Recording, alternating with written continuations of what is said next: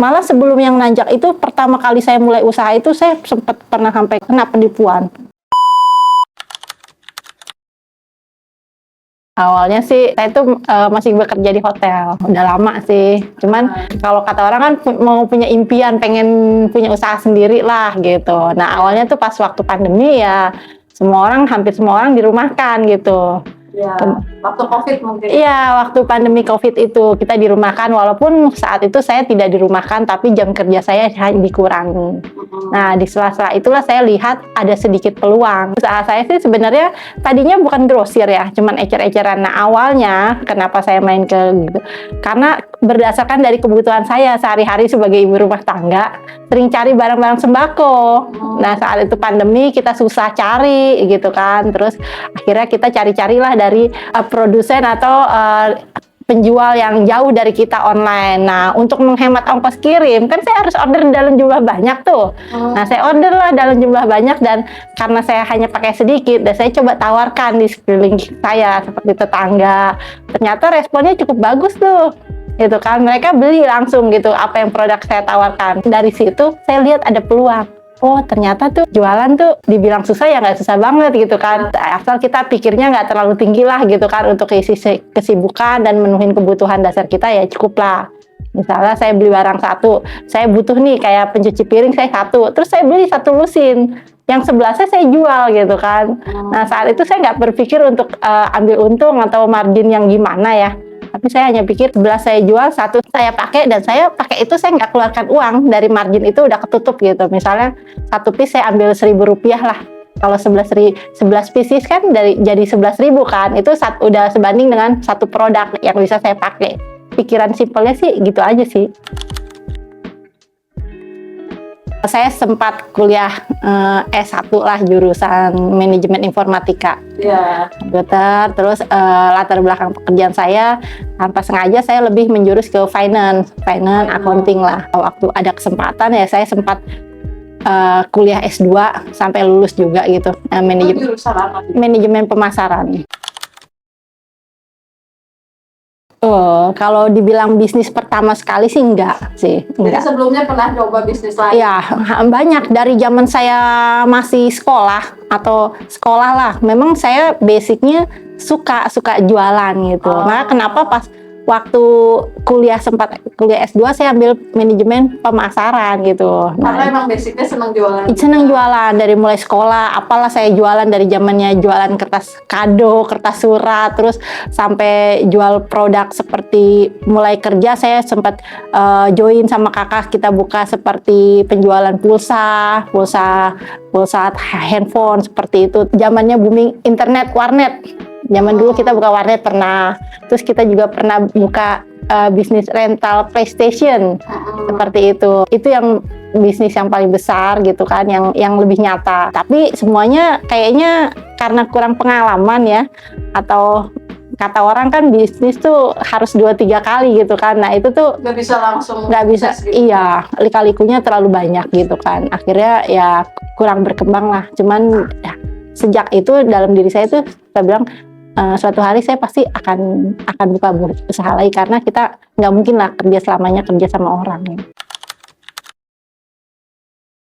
Usaha ya, namanya orangnya pasti banyak banget. Bisa dibilang 80% itu banyak dukanya. Walaupun mungkin orang lihatnya kita seneng ya. Yang paling stres banget tuh waktu itu kita udah mulai nanjak gitu kan. Malah sebelum yang nanjak itu, pertama kali saya mulai usaha itu saya sempat pernah sampai kena penipuan. Penipuan sampai besarnya tuh sampai kira-kira lumayan lah untuk pemodal awal ya, sekitar sampai 7-8 juta gitu kan.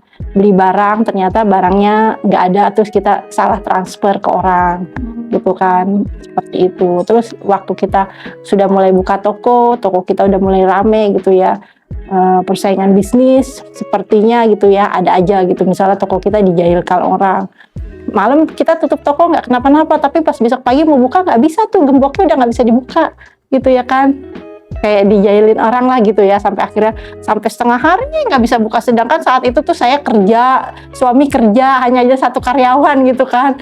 Jadi ya Allahu alam deh. Terus pernah juga satu hari toko kemalingan gitu kan. Jadi hampir semua 80% barang tuh kosong semua, dibobol orang. Jadi sampai di titik itu pernah gitu kan, sampai suami saya tuh, karena kita mungkin mentalnya juga masih pemula gitu ya kan, sampai aduh kayaknya udahlah gitu kan, nggak ada uang lagi nih buat isi toko gitu kan, habis semua gitu ibaratnya. Mau nyerah ya? Iya gitu, aduh gitu. Tapi saya bilang ya udahlah, kita sering sharing sama teman-teman yang sama-sama mulai usaha ya gitu kan, sering dengar cerita mereka.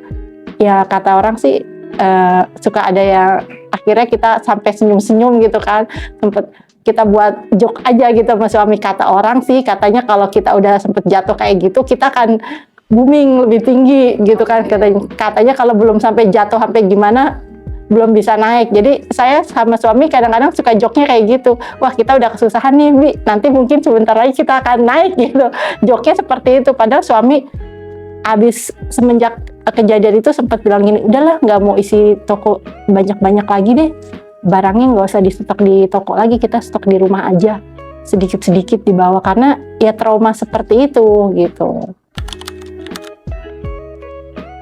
Andai ada yang bisa dipetik dari kisah saya ya, untuk jadi kita tuh memang harus mempersiapkan kita punya bisnis sendiri gitu kan. Even kita kita sudah kerja dalam posisi yang nyaman gitu kan, comfort zone, atau kita seorang ibu rumah tangga yang sudah tercukupi nih sama semuanya sama suami gitu kan, tapi kita nggak tahu nih ke depannya ada apa nih gitu kan. Karena saya pernah punya pengalaman seperti itu gitu kan. Ibu saya dulu ibu rumah tangga biasa, terus tiba-tiba ditinggal dengan ayah saya di usia yang masih muda gitu kan, tanpa keahlian apa-apa.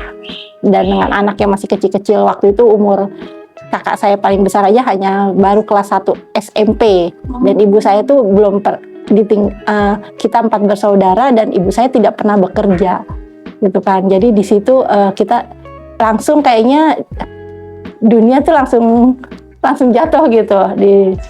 Tapi ibu saya sempat berusaha bangkit gitu kan dengan apapun yang dia bisa. Nah itu kita jadi lihat gitu kan. Oh, dan itu juga didengungkan sama ibu saya. Ibu saya sering bilang, biarpun kita perempuan, biarpun kita kecukupan, kalau bisa jangan berpangku tangan, bekerja punya penghasilan bukan untuk dapat uang, tapi untuk melatih mental kita gitu kan. One day kejadian apa-apa kita tetap kuat, seperti itu sih. Nah yang saya sekarang mau sharing adalah setiap orang tuh pasti biasanya nih zaman sekarang pasti punya pikiran pengen punya usaha sendiri nih, tapi gimana mulainya? Agak susah. Nah yang mungkin yang dipikiran mereka susahnya kenapa? Karena mereka mungkin pengen hasilnya besar. Yang seperti bisnis yang saya jalankan itu hasilnya tidak besar. Untuk satu barang untung 2.000 itu adalah suatu yang mewah banget untuk pengusaha sembako gitu kan, mewah banget.